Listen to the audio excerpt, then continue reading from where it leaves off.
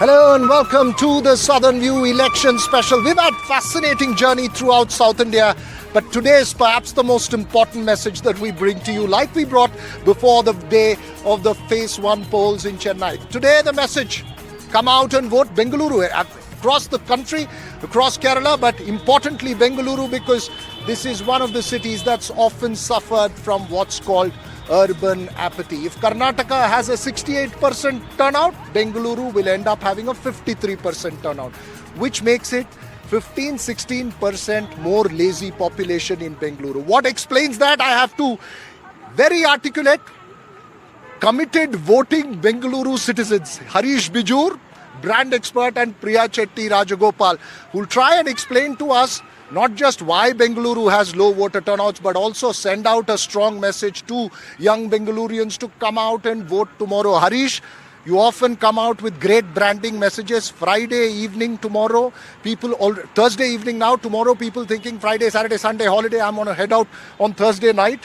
What's the message to them? Well, Veer Raghav, first of all, lazy is not a word for Bengaluru. We are anything but that. We are just laid back. Okay, and I hope we are not going to be laid back as voters. Now, Friday is a terrible day to be out here voting, because Saturday and Sunday and the long weekend comes in. I really hope that we vote better. Last election, we voted 52%, and my point is that this election we might end up with 56, not beyond it. Prove me wrong, guys. Prove me wrong, Bengaluru. And that's what I would say. It's a terrible thing, but then we don't step out. Well, the Bengalurians need to prove that 56 can turn into 65. Well, I think this is the difficult one. I'm still saying we'll not go beyond 56, okay? If we go beyond 52, I'm happy. But prove me wrong, Bengaluru. Prove me wrong, guys. What a fascinating challenge to start this. Prove Harish Bijur wrong, and he'll be glad to be proved wrong, right, Priya? Absolutely, absolutely. No, you have forgotten to factor in, Harish, the incredible hate wave. So when it comes to Bangalore, we need just the smallest excuse to be able to be completely sort of implode. And this heat wave is certainly one of them. But kidding aside, I mean, I agree with Harish completely that, there has been a bad set of statistics and metrics in the past, but we really need to prove those numbers wrong. Now, what I see is increasingly people who are getting a little bit more involved in the civic space are also realizing that the right to vote and the duty to vote are, they work together. You must sort of exercise that. And there are other things that I do need to be able to say. I have a sort of a little bit of a negative reaction to the word apathy. There are words that stick, and I believe the more we use the word urban apathy when it comes to Bangalore, which I believe as a civic city we are the last. We are very, very I think go-getting. We have a voice, etc. So I hope that next time around the word apathy will be replaced by something else which says laid back is a good word. And I don't know what else to use. Callous, careless, many different words. Because, I agree with your emphasis and passion on that, because it's not like, I didn't want to, because this impacts our country, the world, everything. So apart from the thing about the issue we also need to look at is the baseline and the voter list is a little wonky. Example, my father passed away, God rest his soul, July. And we have given the death certificate, we've removed his name from the voting list. But guess what? When the voter slip comes along, his name is still there. So there is a serious issue. And 30% of the missing voters in the last few years have been clearly sort of aimed at the youths and the migrant population. Right. And Bangalore, to give us credit, has a huge, again, the word migrant is inappropriate, but we do have a lot of people who have their voting slips elsewhere in the country or may not be able to travel in time. So these are things which hold us back. Migrant population, these are major issues, but the more important issue is, why is it lower in urban areas? And it's not just Bengaluru, it's across the board. Why is it lower in urban areas? I also have Sandeep Shastri join us from New Delhi. He was supposed to be here in Bengaluru, but he's there in New Delhi right now attending a conference. Sandeep Shastri, you decipher much of politics. You try to predict which political party is going to win, who's going to get what vote share. Do you have an explanation for low voter turnouts in urban centers, especially for Bengaluru, given that you're an old Bengalurian yourself, sir? Veera, I thought of asking you that question because you represent Bangalore youth, but then I'll answer it myself. Veera, if you look at it right since 1983, Bangalore city has had among the lowest voter turnout in whichever election you do, assembly or Lok Sabha. I think the reason is multiple. The most important is typical middle class apathy. This saying, I love democracy, I hate politics. You want India to be a democracy, but then you don't want to get your hands messy with this politics. I think more importantly for Bangaloreans, they have the influence, they have the power, they have the capacity to get their problems solved. So they don't need the elected representatives to be able to do it for them. And unfortunately, Veera, this time again, the voting is happening on a Friday, which is one day before two holidays. So the advantage of taking 3 days holidays is very tempting for a lot of people. But I'm just hoping, praying and wishing that this time around, the Bangalore voter, the young voter is a little more civically aware and takes her and takes his duty of voting more seriously. And we have a little higher turnout in Bangalore, but I am keeping my fingers crossed. I'm not too sure whether it will actually happen. Well, the Friday election phenomenon, you say, I must tell our viewers that Sandeep Shastri, even when we used to do exit polls and we had to fly to Delhi, would wake up early in the morning, take a late morning flight, finish his voting, come down, and the first thing he will proudly say is that I voted. I can say that I have voted because I'm a Chennai South voter and I voted in the first phase. Sandeep Shastri, you're planning to come back. What's your message to the youngsters here? Veera, for every young voter in Bengaluru city, this city is a city you are investing in the future. This is the city for you as you grow. If that city is to improve, if that city is to be a better place to live in, you can make a difference by voting. You can make a difference by electing a representative who you think cares. So go out tomorrow and vote. And Veera, I'm getting back to Bangalore tonight. I'm taking a late night flight in order that tomorrow, if you ask me that question, did you vote? I can show you and say, yes, I voted. So I'm back in Bangalore midnight so that I can exercise my right to vote tomorrow first thing in the morning. Well, strong message from Sandeep Shastri. I must tell our location guest that Sandeep Shastri is taking a flight late night to come back to vote tomorrow. Have you ever missed a vote? I haven't missed a vote, and I'm equally committed as Sandeep is. So welcome back, Sandeep Shastri. We need your vote. Essentially, we're talking about a chilled out city. You know, we're a very chilled out city. But don't grudge us our affluence. We're an affluent city. Let us be. But then the point is this, yeah, we are the outsourcing capital of the world, literally. So when you are that, we tend to outsource our vote as well. Now, this is a horrible thing to do. We need to step out and vote, because if we continue outsourcing our vote, one fine day somebody is going to hijack our vote. And I think that's going to be a terrible day. So I think, you know, look, if 52% of people turn out in Bengaluru to vote, it means that the mandate is that of 52% of the eligible voters, which is totally wrong. The mandate must be that of 100% of the voters. And I think here, offices and every employer has a role. Any employer, you know, must take it upon himself, herself, themselves to not let in an employee enter without the inked finger. You know, that inked finger to be shown as a mark of attendance. Otherwise, don't come to work. Because, you know, that's the kind of commitment we want. Greed is out, guys. Give it a holiday. Don't let people work on this day. Let them vote and come and then enjoy. That's a fascinating message. It's important that you address the issue of employers. Should then private sector take the lead and say that, look, you know, you lose 1 day's leave or 1 day's salary if you don't vote? I think the private sector isn't in the game as much as it should be. Okay, civic society is. Okay, and general society, by and large, is very involved on voting. The political classes, for obvious reasons, they are the biggest benefactors of the vote.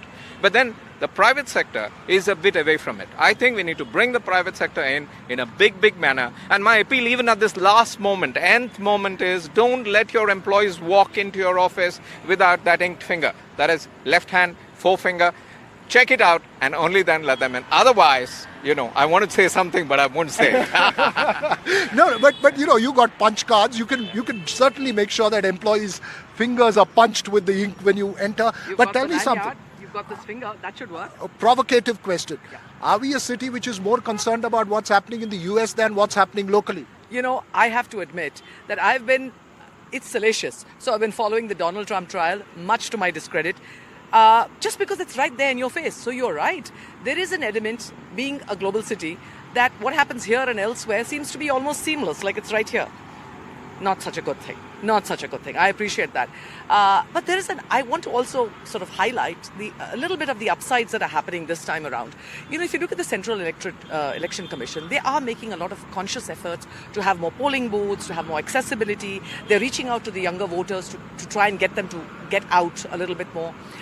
There are, however, fun stuff, the free dosas or the discounted car rides, companies are trying to incentivize, but not probably to the penalty extent, which I strongly also agree with Harish about. So there are good things which are happening. I do believe that in spite of everything, if that one little thing which holds you back, saying disinterest, indifference, how am I going to make a real difference to the world? Who cares who's going to become the PM? You do. You have any right, anything to say about the city, about this country, you can say it when you've got this ink on your finger. You're saying no right to speak or no opinion to share if you don't vote. That's a very strong message, Priya. And as you talk about incentivizing it, Pratibha Raman was out trying to find out which are the best breakfast places you can visit after you vote tomorrow, right? True. And in fact, I ended up paying the bill today. But tomorrow I'm hoping that I would get a free dosa there once I ink my finger. But then there are a lot of initiatives that are being taken, not just by the corporates, but also by the government. A lot of activities, flash mobs and all that we saw in different pockets of the city. The last time during the assembly election in Karnataka, it was on a weekday, hoping that there would be more people coming out to cast their vote. This time it falls on a Friday. We're just hoping that Bengaluru comes out and votes. And just like Mr. Harish said, please prove us all wrong. Let's play that report where Pratibha went out to find which is the best place you can have a Friday dosa and a great breakfast after you vote. You vote, have your breakfast, then head out to where you want to go.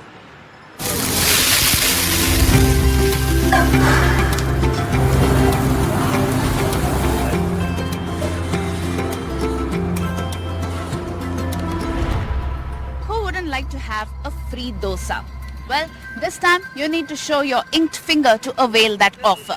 And this is mainly done by Bengaluru hotels. In fact, we are at Nisarga Hotel on Rupatunga Road in Bengaluru to increase voter turnout. This is mainly to address voter apathy because we are talking of a voter turnout that is much below the national average. And that is of great concern when it comes to Bengaluru constituencies, because Bengaluru, as well as talking of other constituencies here, 14 of 28 constituencies are getting to vote on April 26th. But I have with me some of the customers as well as the owner who has taken this special initiative, and I thought I must have the dosa here that is much talked about. In fact, the dosa here and the Karnataka sambar, the sweet and sour taste is something to die for. Are you a big fan of dosa yourself, sir? या ये चुनाव के लिए हम ये भारत का चुनाव है, हम इसमें वोट करना ही पड़ेगा. ये कॉन्सेप्ट में हम ये वोट मारे ऊट मारे कॉन्सेप्ट चालू किया. 2018 में भी हम सेम कॉन्सेप्ट किया. 2019 में असेंबली इलेक्शन भी सेम कॉन्सेप्ट किया. बाद में 23 में भी ये सेम कॉन्सेप्ट किया. बहुत रिस्पॉन्स है कस्टमर. 2018 में ये लोग हमारा होटल में डिस्कस हो रहा था ऐसा ही. हम छोटे छोटे 18 years 19 years first time voters discussion था. हम चुनाव में वोट करना है क्या नहीं. हमारे जो बोलते हैं ना, ये एक आदमी नहीं करेगा, हम ये जो आता है पॉलिटिशियन कुछ भी नहीं करेगा ऐसा है. उसको हम मेहनत किया, उसको हम कन्वीनियंस किया. नहीं, ये हमारा हक है, ये पहली बार आपको ये हक मिल रहा है. आपको लगता है कि ऐसी जो इनिशिएटिव्स आप लेते हैं इसकी वजह से कोई बदलाव आने वाला है? क्योंकि यहाँ पे बेंगलुरु में आप देखेंगे तो वोटर टर्नआउट जो है वो नेशनल एवरेज से बहुत ही कम है. आपको लगता है कि ये इंक्रीज हो सकती है? ये हो रहा है अभी हमारा तरफ से. हम अभी ईयरली देख रहे हैं. हम इधर कस्टमर आ रहे हैं, वोटर्स वोट करके आ रहे हैं ना, वो 3000 से अभी से 5000 तक आ गया. In fact, I hail from Tamil Nadu, and I was born there, and I come from the land of dosas and sambar. But when it comes to the sambar in Karnataka, that tinge of sweet is something that makes it a delicacy here. ನೀವು ಹೇಳಿ sir, ಈಗ free dosa ಕೊಟ್ಟಿರೋದ್ರಿಂದ ಈ voter turnout ಜಾಸ್ತಿ ಆಗುತ್ತೆ ಅನ್ಸ್ತದ? Definitely ಆಗುತ್ತೆ madam. ಇದು ಭಾಳ ಒಳ್ಳೆಯ ಕ್ರಮ. ಈ ಭಾರತ ದೇಶದಲ್ಲೇ ಇದೊಂದು ಹೊಸ ವಿನೂತನವಾದಂಥ ಕ್ರಮ. ತಿಂಡಿ ಓಟ್ ಹಾಕಿ ತಿಂಡಿ ಅನ್ನೋ ಕಾನ್ಸೆಪ್ಟು ಈ ಹೋಟ್ಲಲ್ಲಿ ಲಾಸ್ಟ್ 2016ನೇ ಇಸ್ವಿಯಿಂದನೂ ಜಾರಿಗೆ ತಂದಿದ್ದಾರೆ. ಇದು ಭಾಳ ಎಫೆಕ್ಟ್ ಆಗಿದೆ. He says that this has been a great initiative, and it has kind of, in some small way, kind of introduced a change. So if you can talk about, I'm sure you've gone to cast your vote thinking of the candidates and thinking of the promises that the parties have made. Have you ever decided to cast your vote thinking of the free dosa that you would get? No, in my case it is not like that, because I am from R.R. Nagar. I'll be voting there. The people from Central, they will vote here and they will come here, definitely. The initiative what the owner of this hotel has taken, it is good. Because of this temperature, it will be around 36 degree. They cost their vote and they will definitely come here. What has been introduced is not just a free dosa, but you will also get a laddu, and you will also get a glass of watermelon juice. And yeah, this is the best way to beat the heat. लेकिन आप बोलिए कि ये voter आपत्ति जो है बेंगलुरु में, बहुत सारे लोग जो है वो ये एक हॉलीडे मान के, स्पेशली द आईटी इंडस्ट्री या वर्किंग लोग जो है लॉन्ग वीकेंड बोल के वो चले जाते हैं. आपको लगता है कि ये जो इनिशिएटिव आपने लिया है ये एक बदलाव ला सकती है इन जैसे माइंडसेट को चेंज करने के लिए? नहीं, करना पड़ेगा, ट्राई कर रहे हैं. जो लोग है ना, ये हमारा हक चलाना है करके उसको माइंड में आना है. ये ऑफर जो है ना secondary.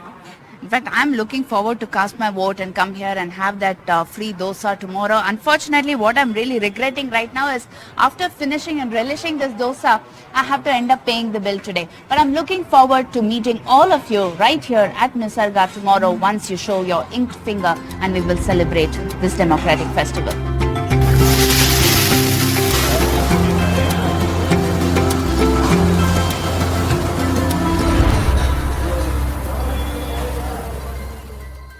This is a non-inked finger.